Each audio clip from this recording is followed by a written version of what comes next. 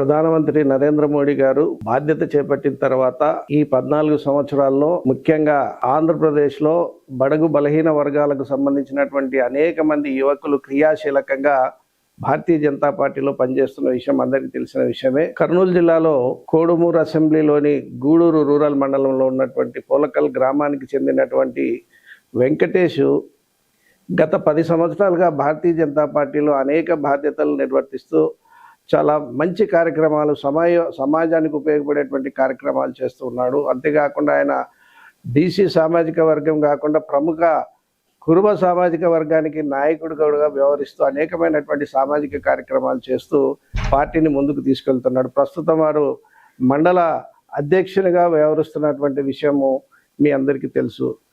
ఈ సందర్భంలో రాజకీయంగా వెంకటేష్ ఎదుగుదలని చూడలేనటువంటి కొద్దిమంది స్థానిక నాయకులు, అనేక మిగతా పార్టీలకు సంబంధించిన వాళ్ళు వారి మీద ఇబ్బందులు పెట్టడం మొదలుపెట్టారు.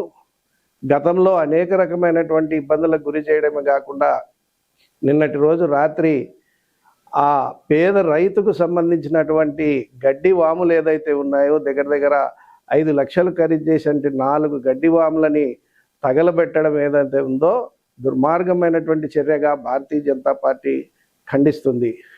ముఖ్యంగా జిల్లా పోలీసు యంత్రాంగం తక్షణమే దీని మీద చర్యలు తీసుకోవాల్సిందిగా భారతీయ జనతా పార్టీ డిమాండ్ చేస్తుంది. ఈ యొక్క హేయమైనటువంటి ఈ చర్యని జాతీయ స్థాయిలో కూడా తీసుకెళ్లడానికి భారతీయ జనతా పార్టీ రాష్ట్ర నాయకత్వంతో యోచిస్తుంది.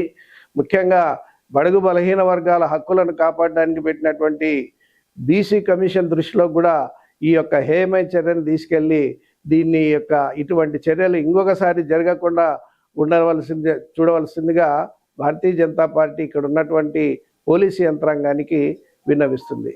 ధన్యవాదాలు.